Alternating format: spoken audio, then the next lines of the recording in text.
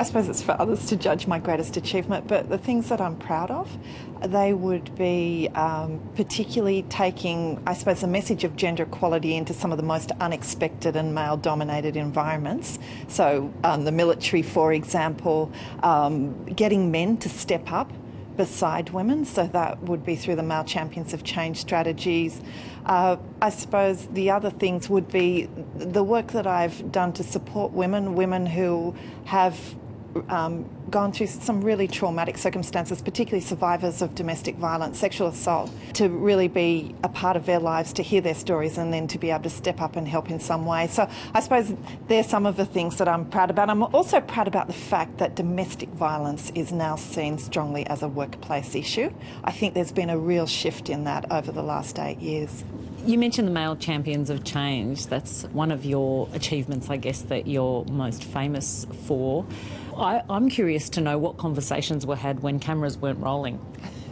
Well, there's been some interesting conversations, I suppose. I mean, it comes from a place of understanding that gender equality is not a battle of the sexes. It's not women versus men. It's about men and women, stepping up and walking side by side and really changing Australia.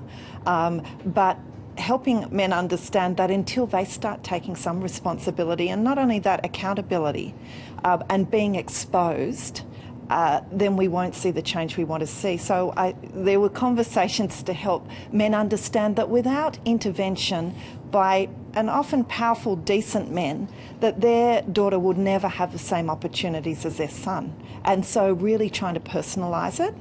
What about those who say, why do we need more women in leadership? Maybe they don't want those roles. Why should we be pushing an issue that probably doesn't exist?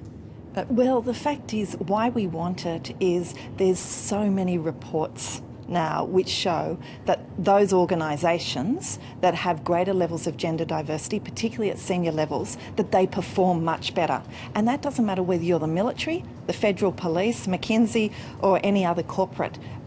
Greater gender diversity builds performance and capability. That's clear. But not only that, I mean, if gender equality is my birthright, it's your birthright, why would we accept anything less? Rosie Batty has, of course, been the 2015 Australian of the Year, known really for the pain she's had to endure rather than, something more positive, I guess, although something positive has come of what she's had to go through.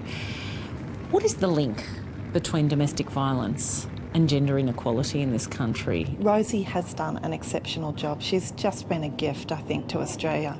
And, recognising the tragedy that she's had. But there's such a strong link between gender inequality and domestic and family violence. The fact is, domestic and family violence just doesn't jump out of nowhere.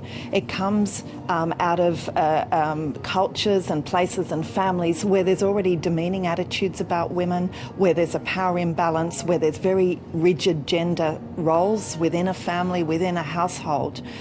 So any work that we do to create more equal families, more equal organisations, a more equal Australia will decrease the level of domestic and family violence. So there's a really strong correlation. Gender inequality is the cause and the consequence of violence against women. The research is clear. I'd like to quote back to you something you once said. If women aren't intentionally included, they're unintentionally excluded. Was that a call for more rigid quotas in Australia to get there quicker? Yeah, I absolutely agree. We need some form of systemic intervention, I call it, whether it's a quota or a target.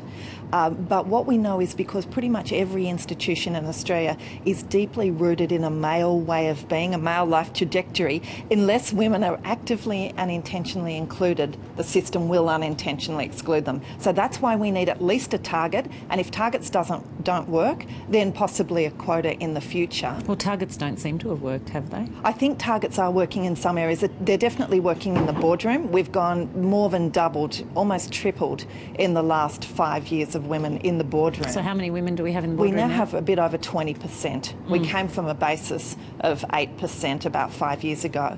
But yes, you're right, the number of CEOs that are women is still very low. As I said, there are more, and this is several months ago now, but there were more men named Peter running large organisations than there were women. I don't even know what that is. Liz, we can't be appointing people on anything other than merit. Well, You're absolutely right that merit has a place, but the fact that we're currently appointing people on merit, that's just untrue. My belief is that targets and quotas allow women's merit to be revealed. That's why we need them as well, because then we'll be all starting from a level playing field. So we haven't had a sex discrimination commissioner for some time. No, we haven't for the last few months, but I know that plans are underway to appoint another sex discrimination commissioner. And I'd love to live in an Australia where we didn't need a sex discrimination commissioner. Unfortunately, we're absolutely not at that point now. But I do hope that, we see an appointment in the reasonably foreseeable future, and that there's so many great candidates out there. And what for you now?